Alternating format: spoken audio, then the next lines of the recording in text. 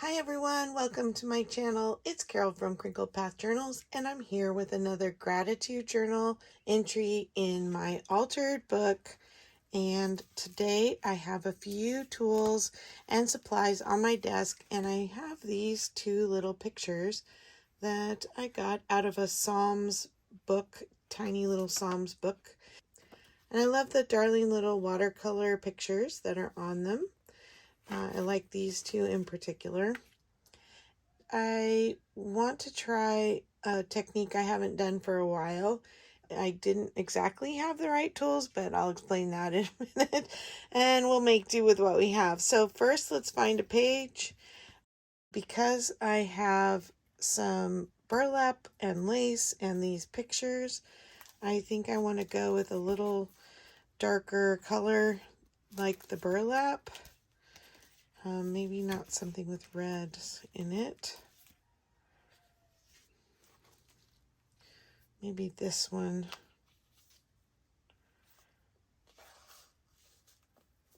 Or this one. Okay, well, one of those. And I'm going to set this aside for a minute. And set these aside. I had to do some errand running on Friday, and it seems like in our area that yard sales are happening now more often on Friday and then early on Saturday morning, and then they're not around the rest of the weekend. So I went to see this friend, and after I dropped things off with her, I was coming back, and we have a little retirement community between my friend and us. And they often have estate sales and garage sales there. And I stopped by a garage sale and I got this whole pack of vellum for $1.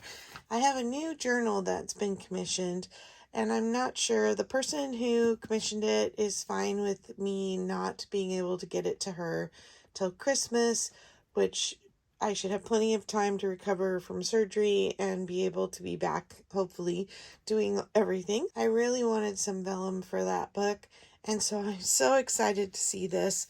And I thought I would use a page for today and show you this little watercolor technique. If you know anything about vellum, you know it doesn't take water very well at all. But it will work to move your inks and paints around with alcohol. And the higher alcohol content you use, the better the paper will take it. And I have 70% alcohol today, and I have had a bottle that I've used with my watercolor supplies that I think was 91%. And do you think I could find that this morning? No. I have a feeling it's in a big bin with all my jelly plating stuff, which I haven't done for a very long time. So I have this. I have some alcohol prep pads. They're 70% alcohol. And I'm just going to go ahead and make a little puddle on my desk. I love that I have the glass top for that. And use these. I have my Neocolor 2 watercolor pastels. These are water soluble, and they are more permanent once you add some kind of liquid to them and they dry. So I thought I would just create kind of a background and then cut the parts out that I thought I liked the best for putting behind these papers. So I just wanted to kind of do some loose overlapping colors, just similar to the colors in the picture here.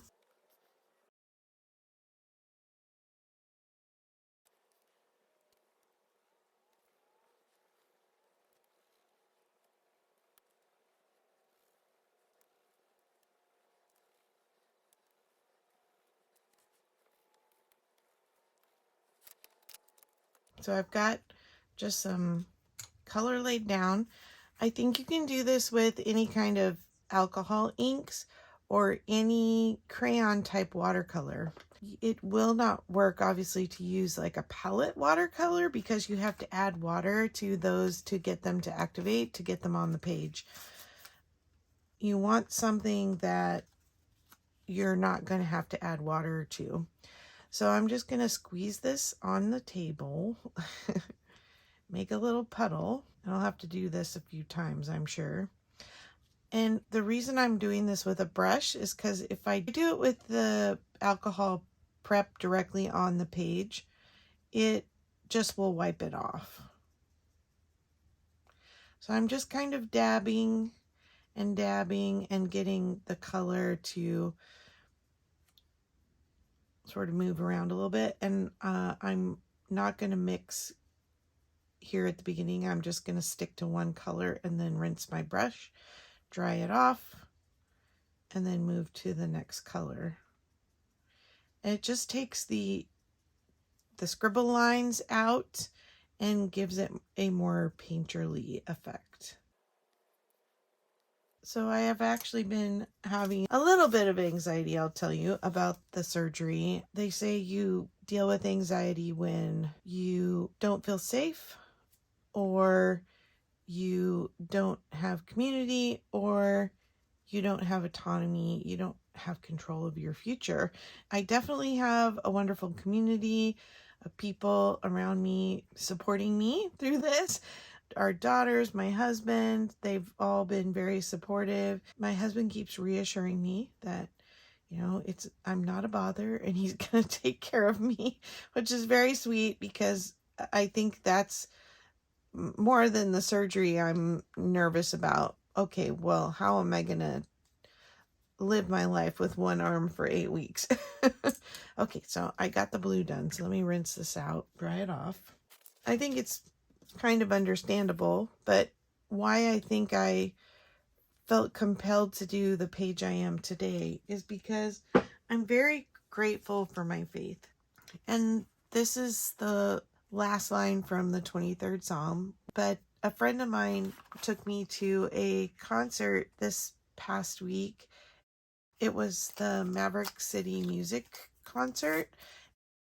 They're an amazing gospel worship group that has a big gospel choir that comes with them and sings. And then they've also had Elevation Worship, which is a modern worship couple that has been singing with them now for a while. And so they were there. And there was just one of the songs that had this part of the verse in the song, and I believe it. I needed to hear it again and be reminded that despite what the world throws at me, God has been very good to me, and He has shown mercy. And I just found out this week that I was very concerned about having to go on to disability. Normally I am off for the summer, but then I have to go back to work in August. And because of the surgery, I can't go back to work. And I thought I was going to have to use my disability insurance. And that is based off of your pay, but you get a certain cut of your pay. And so we were budgeting and trying to figure out, okay, how are we going to survive financially with a cut in pay for me? And I spoke to HR a couple of days ago, and because it's a workers' comp case, they will be paying me my full salary until I'm better. And so I'm so relieved and so grateful for that. I just feel like the timing was perfect to find that out, and can go into the surgery with at least that reassurance that we're not going to struggle financially through this. I truly believe that He has shown me goodness and mercy. Okay, so now I've got each of the colors done. Tip this up for a second. And now I want to just blend it a little bit so it doesn't just look like blobs. Gotta work quickly though, because the alcohol will just dry on your desk in front of your eyes. Kind of blending the edges.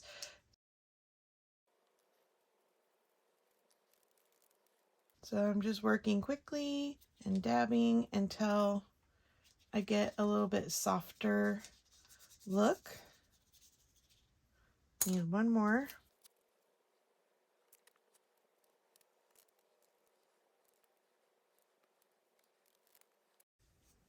Clean my desk up a little. The nice thing about the alcohol is that I'm getting very little paper warping, and if I were to use water, it would completely warp the paper. And this is just going to be a background, so we're only going to see little parts of it. And I actually kind of like some of the white too. So we'll decide what we're going to do with that next. I kind of was thinking I might make a belly band with this and then slide this in. So there, and then I don't want to go as wide as the page.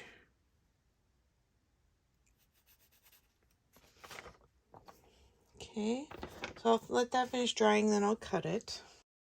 Let's play around some with these pictures. I think I'm going to trim them and ink them. So I wanted to say thank you. So many of you on my videos that have posted have expressed care and concern. I know I've been talking about surgery for a long time and it just hasn't happened.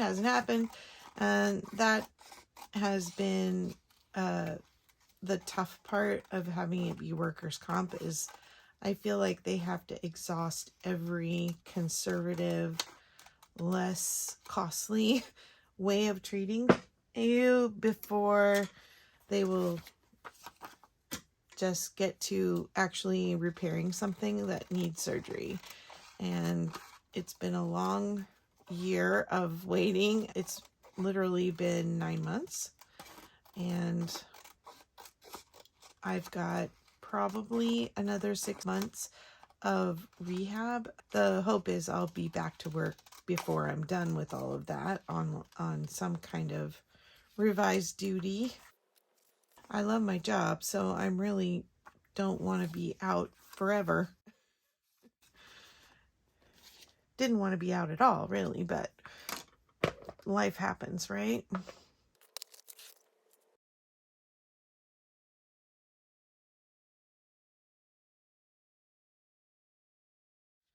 I'm always encouraging you to tell your story by sharing my own, and my story would not be complete without the main focus being Jesus died to save me, to allow me to live my life humanly imperfect and still be one with him and the Father in heaven. And he sends the Holy Spirit to be our guide and our comfort. And I just love this picture of the little girl being hugged, because I think a lot of people have a skewed view of God based on something they were taught or the way they were treated when they were in church. And that's very heartbreaking to me. I think in this world that people get hurt in church because churches are full of imperfect people. We serve a perfect Heavenly Father who just loves us immensely, and he wants everyone to have the opportunity to be loved and saved by him.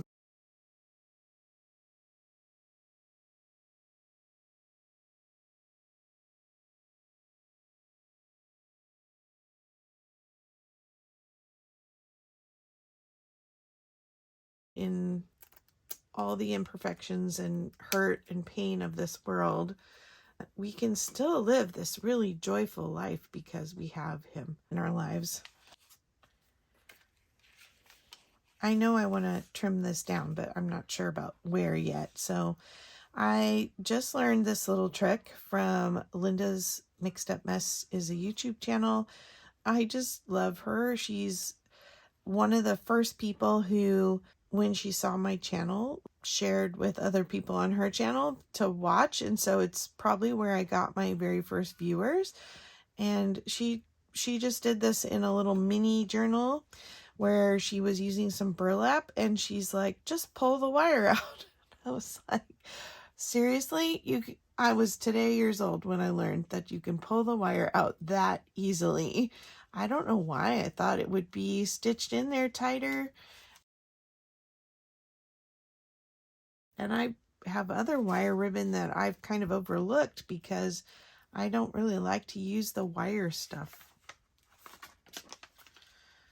All right, so I think I'm gonna do this belly band. I don't know. I gotta make up my mind here where I'm gonna put these.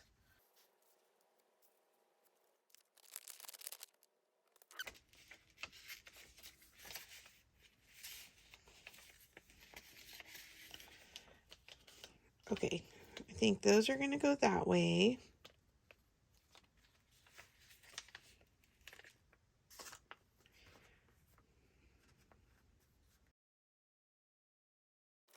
This is kind of interesting. It's textured. And look at that. I think it's gonna fit.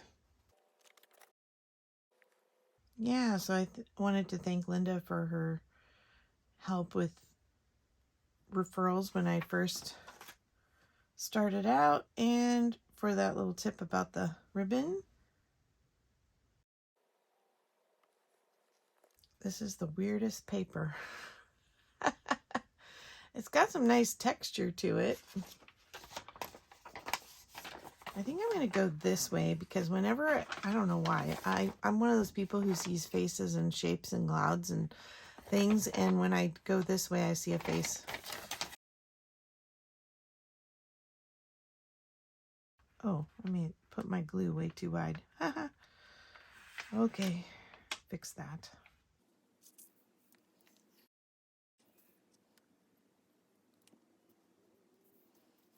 Well, see, now I added glue with water in it, and then it's curling, of course, because that's why I was trying to avoid using water. So let me press it down this way.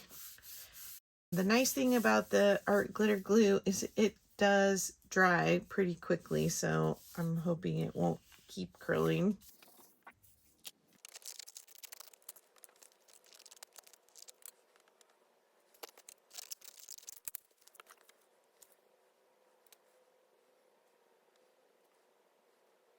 All right, the other thing I have out is I grabbed these flowers.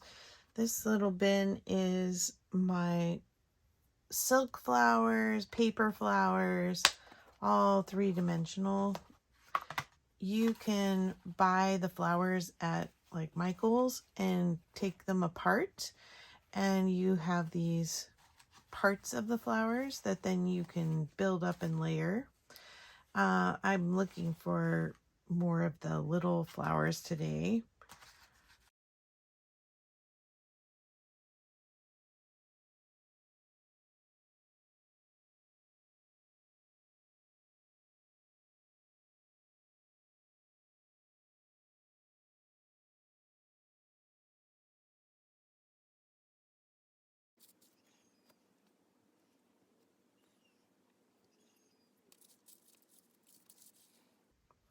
I would say this bin is a little over full, making it hard to look.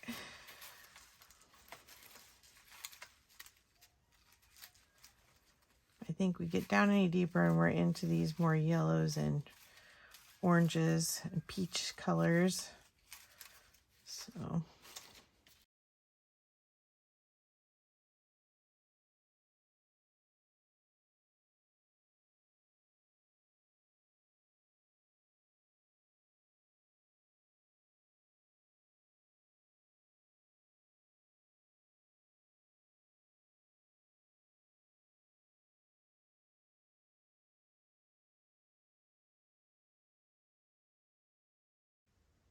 okay, I think I like that.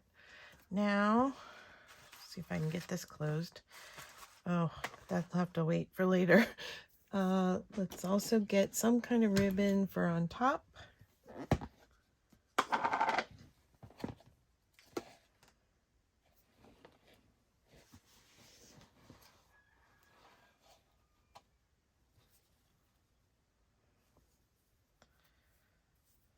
Do a snippet of lace.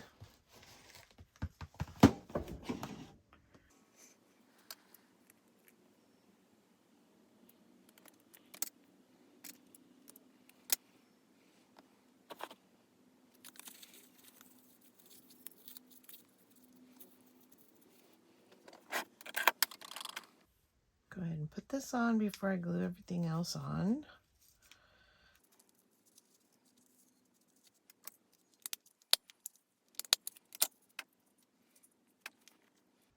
Okay, I'm going to try and slide this off so I remember how I had them.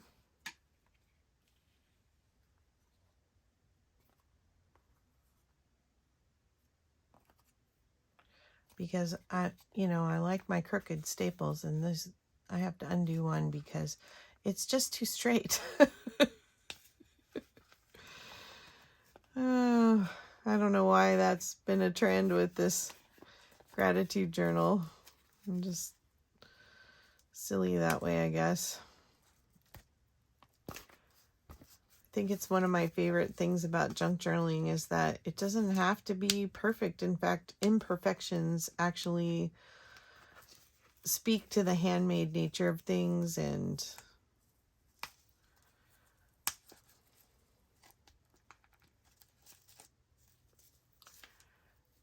takes a little bit of the pressure off.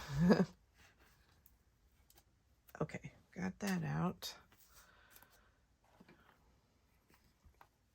Okay, let's try a crooked one.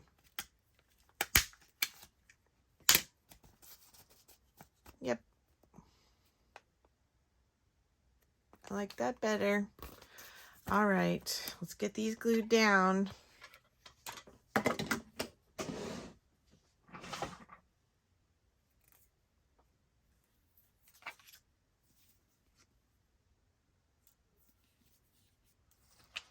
These little guys are so cute on the back. Hate to cover things up. Only junk journalers probably are wishful that books would be all one-sided pages so that we could then pull them apart, take the pages and do things with them. I got a really cool book through a used bookseller, and I'll show it to you sometime in the future, but it is a floral book that these, I want to say, Elizabethan era ladies painted all these wildflowers, and it's kind of like a, oh, I'm so glad I redid the staple. I'm covering it up so you can't see it.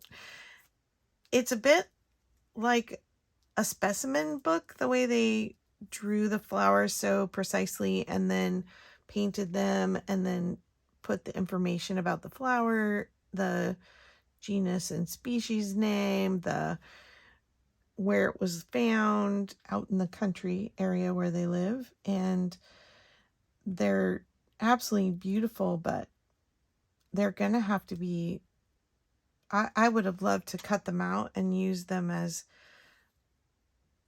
decorations on a page, but then it means I have to sacrifice the flower on the back.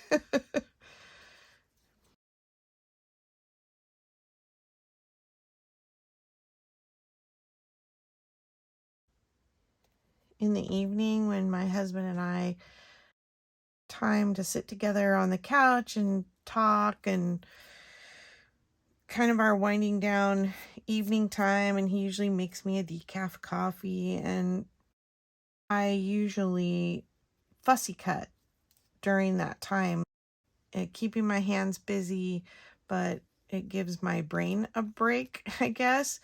And I think that's going to be one of the hard things about not having two hands, is I'm not going to be able to fussy cut things with my right arm, and I'm right-handed in an immobilizer for 8 weeks. And everything starts coming to mind, like, okay, well, how do I get a shirt on? How do I? So I'm sure that I'm not the first person to have to go through this, and other people have gotten through it. So I just keep reminding myself that I'll find a way. And my husband keeps reminding me that I will be on a road to recovery, which that's the most important thing to keep focused on. Rather than journaling on this back piece, I'm going to journal on a separate piece of paper so that I'm not writing on all these bumpy things. And then I will glue it to the back. I'm going to glue this down. So let's decide where we want this.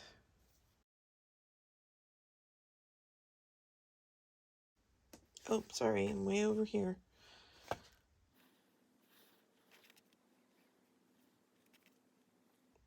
I think I want to be able to have some of that flower showing. Okay, decide. Oh, maybe I want the Fabri-Tac for this. I just feel like it's stronger.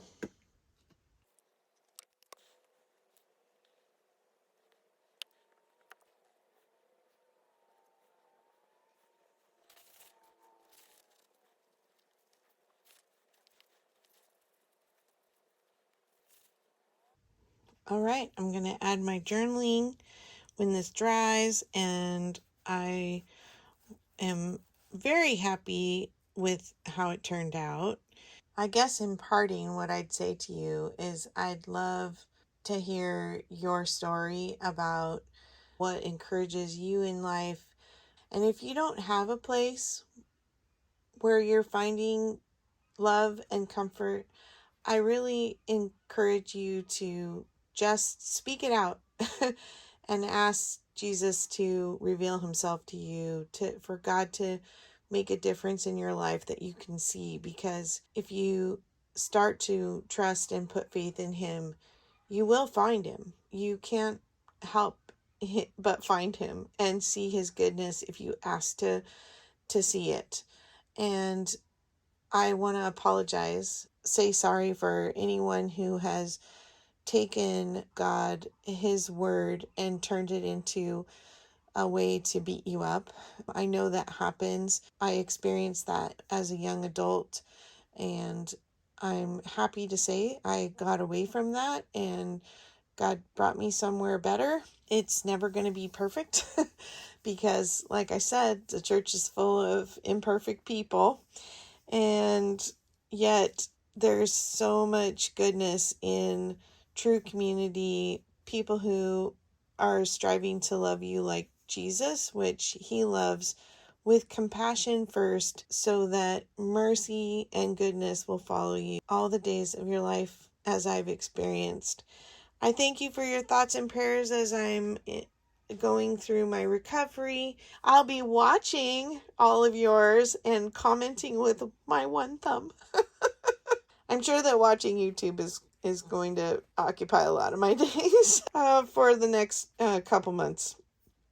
Anyway, take care. Thank you for listening to me with an open heart. I'm really not trying to offend or be pushy. It's just part of my story, and it's such a blessing to me that I can't help but share that with you. And thanks for coming along today. Bye-bye.